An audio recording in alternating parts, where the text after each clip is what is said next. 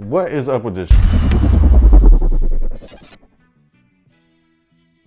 Hey, what's good guys? My name's Chris. Welcome back to the official WearTesters.com YouTube channel. Today we got a detailed look and review on these bad boys right here. These, my friends, are the Nike Air Structure Triax 91. Even though on the box it just says Structure OG, but it's okay. We're gonna keep going. And in case you guys didn't understand the beginning, the original ad for these guys said, I wanna rock without the roll. But you can. Can you? I don't know. When you structure your shoe, maybe, because they were pointing this towards runners. This was a runner. It's not a lifestyle shoe, even though it's in this sportswear box, so that's what they're treating it as now. Would have been nice, like if they had gotten the real OG treatment, like they say that they have on the box right here, like they did with the 90s and the Air Max 3, same shoe.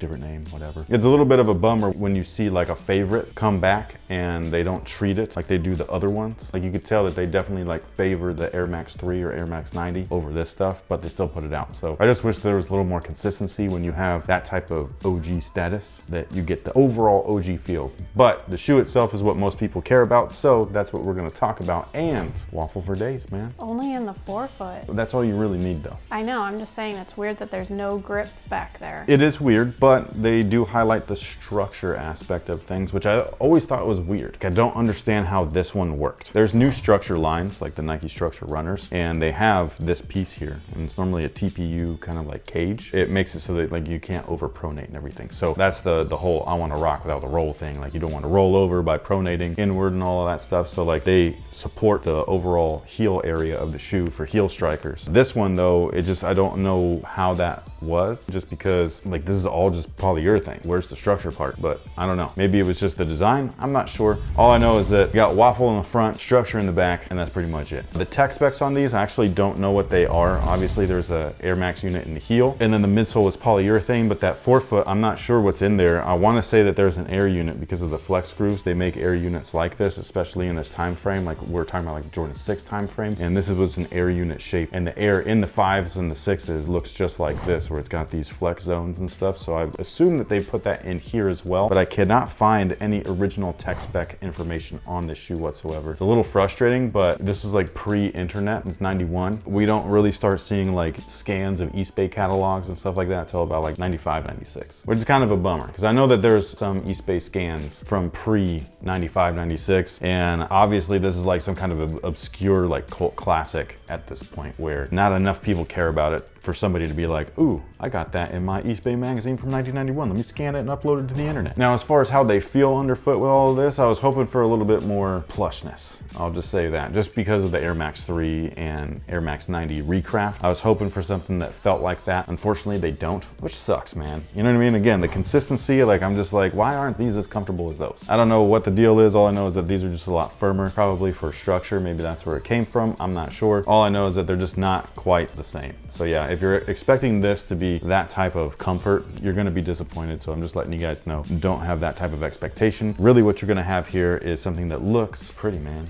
This comes from straight from the 90s, bro. Look at this two-tone. This is awesome. I swear I had some MC Hammer pants that matched this perfectly. I definitely had a full windbreaker outfit. Like top to bottom, if just not a suit. Multiple. This was a vibe. This whole era right here, this early 90s vibe was so good. Now the upper on these guys, again, don't be disappointed. There's not a lot to them. The main layer is mesh, which is all that open mesh that you can see, all the white areas. All of the overlays, there's nothing premium on these things. It's all synthetic, it's all felt. And the only bummer about that, because like this is how, you know, shoes were made back then, so I get it, but the only bummer about that is just the way that these are shaped, where they kind of lip up just a little bit. When you put your foot in there and you press down, like with your weight, it makes this area crunch in a way that looks so not appealing. From my perspective, from the side, they still look fresh. So from other people's perspective, I'm sure that they look dope. But from my perspective, when I look down, I'm like, what the f going on down there, man? Like, which, I mean, that's what she said, I guess. I don't know. Or he said. If she said that, that's weird. Now, if he said that, I feel bad for him. Nobody's winning in any of those scenarios. No, not at all. And same thing with me and my shoe, okay? When I'm looking down, I'm just not winning. I'm feeling like, what the fork? Now, one of the structured areas is this heel counter right here. Maybe that's where the original structure came from, is right here. So maybe that was like the implementation of a structured heel. Not sure. Again, the newer structured models come from the structure in the midsole. They literally put the cage right there. They feel a little weird. I remember trying those on just because they look kind of cool, and I didn't like how they felt because I don't run like that. So it was a lot of like braced on one side, and it just felt funny to me. Now the insole is nothing special. It's just a cheap ass foam, but it's got this really cool highlighter pink sock liner. I just really like that. It is on both shoes, just in case you were wondering. I was kind of hoping, you know, one would be blue, but it's not. But my favorite, and what I mean by favorite is like this logo right here, bro, this tongue. If that doesn't say 1991, I don't know what does. It actually says Nike Air Structure. It does, thank you. But it looks like Zach Morris or something, man. I really like it. Now, as far as their fit is concerned, they do fit true to size. They're a little snug, but everything is mesh, so I don't mind that. I think that they fit perfectly. However, they were just a pain in the ass to get. I went to the store on release day, they didn't have them. They had them in your size. And in your size, they look a little funny because I don't think they had the mesh. I don't remember. I can't remember either. It might have been leather, I'm not sure. But they were not available, and they sold out quickly on sneakers because sneakers, I guess. I mean, that's just the way things work now. But I was up late one night and I just Googled the shoe's name, and you know how there's the shopping tab? Yeah. And so I clicked on that and it said Champs had them, and I was like, bullshit. So I clicked on it. Sure enough, they did. I ordered them real quick. They were sold out literally like within an hour of that time frame. So I don't know what's happening. I don't know what the deal is with sneakers nowadays. Like just sneakers, not the app, but sneakers in general. This was an outlet shoe. Every time this says released, it's hit the outlets. Every time. It's a cult classic. That means that not a lot of people like it or remember it. It feels like anything that might be nostalgic is just getting scooped up and held for ransom. I have a random Nike fun fact. I would love a random Nike fun fact. And it's brought to right you about now by my dad. So he sent me this little nugget. There was a man by the name of Gary Gilmore in the 1970s. He went to jail for a double murder, and he was executed by firing, so like put up against a wall. They did that? Yeah, they were still doing it in the 1970s. This was in the US? In Utah. As he was waiting for them to shoot him, he turned to them and said, "Just do it." Okay. And Nike went, and I don't know. That's how they got the slogan? Yes. Who said this? I'll show you the screenshot. Nike's iconic "Just Do It" slogan was inspired by the final words of a notorious killer in 1970s Utah. Facing down a firing squad in his last moments, double murderer Gary Gilmore said, he said, "Let's do it." So Nike took the phrase "let's do it" and turned it into "just do it." That's weird. Like very weird. All of it is weird. I'm surprised that Nike hasn't gotten canceled over that. That slogan that's on all of our clothes was inspired by something a double homicide felon, convicted and executed, said. Just think about that. Think about that. This is inspired off of that. This is a derivative off of that. I am appalled by myself right now. That just seems very strange. Just Do It was inspired by a murderer. Wow. Few moments later. Yo, I am fucking shocked. I don't even know what to think about that, because now I'm sitting here being like, well, that's not cool. 12 seconds later. Now I don't know if I want to even wear anything that says that. You just blew my mind. I'm not even gonna lie. I don't know what to say after that. 10 seconds later. I cannot believe that they took something a murderer said and ran with it as a marketing slogan. Are you sure? Hold on 1 second. I need to deep dive into this.